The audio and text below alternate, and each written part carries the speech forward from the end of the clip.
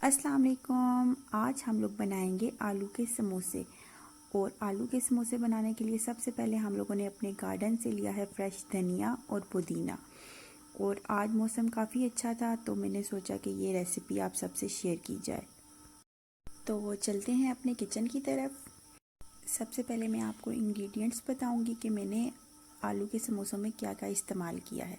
सबसे पहले मैंने लिया है आलू को बॉईल करने के बाद हम लोगों ने हरी प्याज और धनिया लिया है, मिर्चें ली हैं और धनिया। उसके बाद हम लोगों ने खड़े मसाले इस्तेमाल किए हैं, हल्दी, सूखा धनिया, मिर्चें, चाट मसाला, नमक हस्बे ज़रूरत आपने, और ये सारी चीज़ें आपने हस्बे ज़रूरत इस्तेमाल करनी है। चलें जी, अब हम लोग अपनी रेसिपी को स्टार्ट करते हैं और सारी चीज़ों को अच्छी तरह से हम लोगों ने डाल के मिक्स करना है। आलू हैं, चिकन है, हरी प्याज है।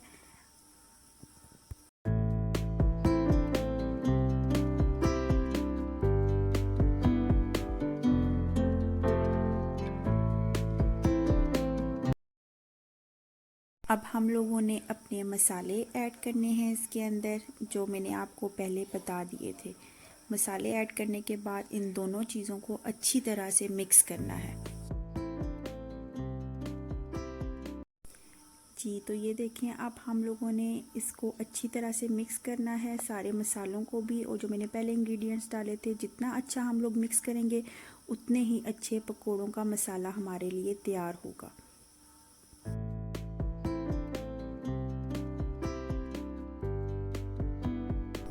जी, तो मसाला तो तैयार हो चुका है और अब हमने तैयारी करनी है इनको बंद करने की।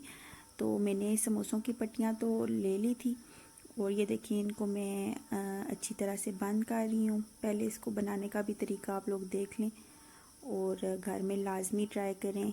बाहर के खाने से तो बहुत मज़े की बात है कि हम लोग घर में बनाएं। और ये देखिए, मैंने थोड़ा सा मसाला डाला है इसके अंदर और इसको अच्छी तरह से पैक कर दिया। बंद करने के लिए मैंने बेसन यूज़ किया, बेसन, और थोड़ा सा बेसन के अंदर आप लोग पानी डाल दें और ये अच्छा सा पेस्ट बन जाएगा और ये कभी भी नहीं खुलेंगे। अक्सर ये होता है कि हमारे रोल्स फ्राई करने के टाइम खुल जाते हैं, लेकिन इस तरीके से कभी भी नहीं खुलेंगे। ये देखिए, फाइनली हमारे समोसे हैं रेडी। और ये देखें, समोसों की शक्ल भी बहुत मज़ेदार आई है।